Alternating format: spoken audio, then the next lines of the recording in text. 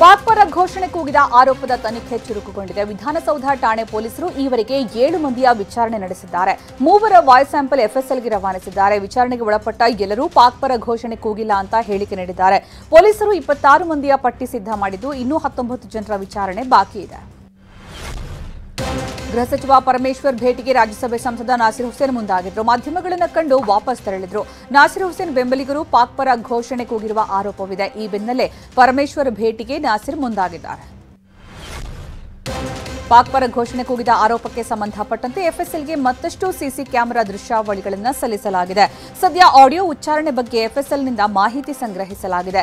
ಪೊಲೀಸರು ಎಫ್ಎಸ್ಎಲ್ನಿಂದ ಮೌಖಿಕ ಮಾಹಿತಿ ಪಡೆದಿದ್ದಾರೆ. ವರದಿ ಬರುವುದಕ್ಕೆ ಮತ್ತಷ್ಟು ಸಮಯದ ಅಗತ್ಯವಿದೆ ಎನ್ನಲಾಗಿದೆ. ಮಾಜಿ ಸಿಎಂ ಎಚ್ಡಿ ಕುಮಾರಸ್ವಾಮಿ ಇಂದಿನಿಂದ 3 ದಿನ ರೆಸಾರ್ಟ್ನಲ್ಲಿ ವಾಸ್ತವ್ಯ ಹೂಡಲಿದ್ದಾರೆ. ಚಿಕ್ಕಮಗಳೂರು ತಾಲೂಕಿನ ಹೊಸಪೇಟೆ ಸಮೀಪದ ಹನಿಡ್ಯೂ ರೆಸಾರ್ಟ್ನಲ್ಲಿ ಇರಲಿದ್ದಾರೆ. ಮಂಡ್ಯ ಕ್ಷೇತ್ರ ಸೇರಿದಂತೆ ಜೆಡಿಎಸ್ ಸ್ಪರ್ಧಿಸುವ ಕ್ಷೇತ್ರಗಳ ಬಗ್ಗೆ ನಾಯಕರ ಜೊತೆಗೆ ಚರ್ಚೆ ನಡೆಸಲಿದ್ದಾರೆ. ಕುಮಾರಸ್ವಾಮಿ ಸಂಪೂರ್ಣ ರೆಸಾರ್ಟ್ ಬುಕ್ ಮಾಡಿದ್ದಾರೆ. ಜಾತಿ ಗಣತಿಗೆ ಲಿಂಗಾಯತರ ವಿರೋಧದ ಕುರಿತು ಗೃಹ ಸಚಿವ ಡಾ ಜಿ ಪರಮೇಶ್ವರ್ ಪ್ರತಿಕ್ರಿಯಿಸಿದ್ದಾರೆ. ಅವರಿಗೆ ಸಂಖ್ಯೆ ಕಡಿಮೆ ಇರುವ ಆತಂಕ ಇರಬಹುದು. ವರದಿಯಲ್ಲಿ ಏನಿದೆ ಗೊತ್ತಿಲ್ಲ. ಡೇಟಾ ಹೊರಗಡೆ ಬರೋವರೆಗೂ ಏನೂ ಹೇಳೋದಿಕ್ಕಾಗಲ್ಲ. ವರದಿ ಓಪನ್ ಮಾಡಿ ಚರ್ಚೆ ಮಾಡಿ ನೋಡೋಣ ಅಂತಂದ್ರು. ಚಿಕ್ಕಬಳ್ಳಾಪುರ ಲೋಕಸಭಾ ಬಿಜೆಪಿ ಟಿಕೆಟ್ಗಾಗಿ ಭಾರೀ ಪೈಪೋಟಿ ಏರ್ಪಟ್ಟಿದೆ. ಮಾಜಿ ಸಚಿವ ಡಾ ಕೆ ಸುಧಾಕರ್ ಮತ್ತು ಯಲಹಂಕ ಶಾಸಕ ಎಸ್ಆರ್ ವಿಶ್ವನಾಥ್ ನಡುವೆ ಸಮರ ಜೋರಾಗಿದೆ. ಮಗನಿಗೆ ಟಿಕೆಟ್ ಕೊಡಿಸುವುದಕ್ಕೆ ವಿಶ್ವನಾಥ್ ಪ್ರಯತ್ನ ಮಾಡುತ್ತಿದ್ದಾರೆ ಎನ್ನಲಾಗಿದೆ. ಇಬ್ಬರು ಮಾಜಿ ಸಿಎಂಗಳ ಪೈಕಿ ಒಬ್ಬರು ಹಾವೇರಿ ಕ್ಷೇತ್ರದಿಂದ ಸ್ಪರ್ಧಿಸಲಿದ್ದಾರೆ. ಜಗದೀಶ್ ಶೆಟ್ಟರ್ ಅಥವಾ ಬಸವರಾಜ ಬೊಮ್ಮಾಯಿ ಅಖಾಡಕ್ಕಿಳಿಯಲಿದ್ದಾರೆ. ಶೆಟ್ಟರ್ ಮರು ಸೇರ್ಪಡೆ ಹೊತ್ತಲೇ ಚರ್ಚೆ ಶುರುವಾಗಿದೆ ಎನ್ನಲಾಗಿದೆ. ಶೆಟ್ಟರ್ ಹಾವೇರಿ ಅಥವಾ ಬೆಳಗಾವಿ ಕ್ಷೇತ್ರದ ಅಭ್ಯರ್ಥಿಯಾಗುವ ಸಾಧ್ಯತೆಗಳಿವೆ. ಕೆ ಶಿವರಾಮ್ ನಿಧನದಿಂದಾಗಿ ಅವರ ಕುಟುಂಬದ ಸದಸ್ಯರು ಶೋಕ ಸಾಗರದಲ್ಲಿ ಮುಳುಗಿದ್ದಾರೆ. ಪತ್ನಿ ಹಾಗೂ ಮಕ್ಕಳಿಂದ ಅಂತಿಮ ಪೂಜೆ ನೆರವೇರಿಸಲಾಗಿದೆ. ಪೂಜೆ ವೇಳೆ ಪತ್ನಿ ಭವಾನಿ ಭಾವುಕರಾಗಿದ್ದಾರೆ. ಶಿವರಾಮ್ ಚೆನ್ನಾಗಿದ್ದಾರೆ, ನಾನು ಪೂಜೆ ಮಾಡಲ್ಲ ಅಂತ ಕಣ್ಣೀರಿಟ್ಟರು.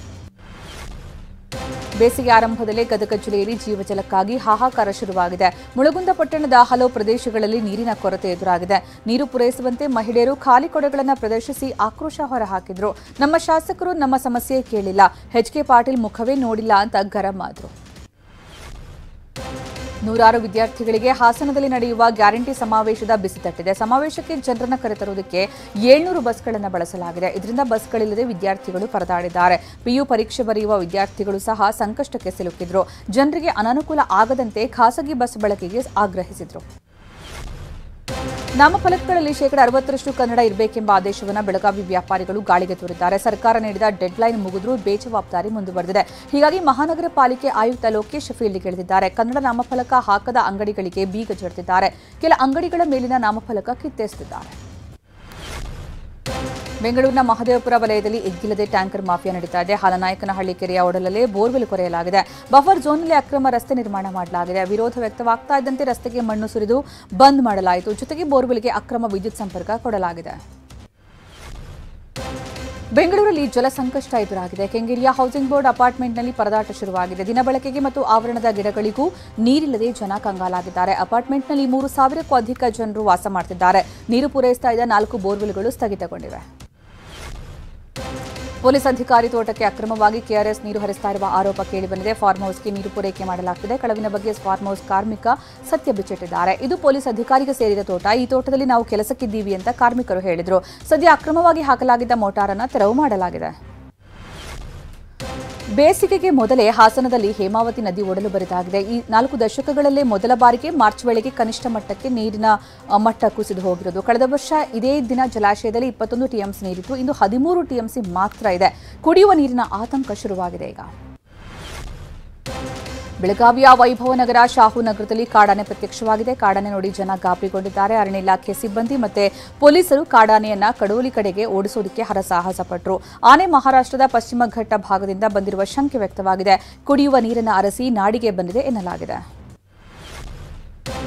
ಹಾಸನ ಜಿಲ್ಲೆಯಲ್ಲಿ ಕಾಡಾನೆಗಳ ಹಾವಳಿ ಮುಂದುವರೆದಿದೆ. 20ಕ್ಕೂ ಹೆಚ್ಚು ಕಾಡಾನೆಗಳು ಬೆಳ್ಳಂಬೆಳಗ್ಗೆ ರಸ್ತೆ ದಾಟಿವೆ. ಬೇಲೂರು ತಾಲೂಕಿನ ಚಿಕ್ಕನಹಳ್ಳಿ ಕೈಮರ ರಸ್ತೆಯಲ್ಲಿ ಆನೆಗಳ ಹಿಂಡು ಕಾಣಿಸಿಕೊಂಡಿದೆ. ಅರಣ್ಯ ಇಲಾಖೆ ಸಿಬ್ಬಂದಿ ಪಟಾಕಿ ಸಿಡಿಸಿ ಕಾಡಾನೆಗಳನ್ನು ನಿಯಂತ್ರಿಸಿದರು. ದೆಹಲಿ ನಿನ್ನೆ ರಾತ್ರಿ ಮೋದಿ ನೇತೃತ್ವದಲ್ಲಿ ನಡೆದಂತಹ ಬಿಜೆಪಿ ನಾಯಕರ ಸಭೆಯಲ್ಲಿ ಪ್ರಮುಖವಾಗಿ ಉತ್ತರ ಪ್ರದೇಶ, ಮಧ್ಯಪ್ರದೇಶ, ಉತ್ತರಾಖಂಡ, ಛತ್ತೀಸ್ಗಢ, ಕೇರಳ, ರಾಜಸ್ಥಾನ, ತೆಲಂಗಾಣ, ಗೋವಾ, ಗುಜರಾತ್ ಇತರೆ ರಾಜ್ಯಗಳ ಲೋಕಸಭೆ ಅಭ್ಯರ್ಥಿಗಳ ಆಯ್ಕೆ ಕುರಿತು ಹೆಚ್ಚು ಗಮನ ನೀಡಿ ಚರ್ಚಿಸಲಾಗಿದೆ.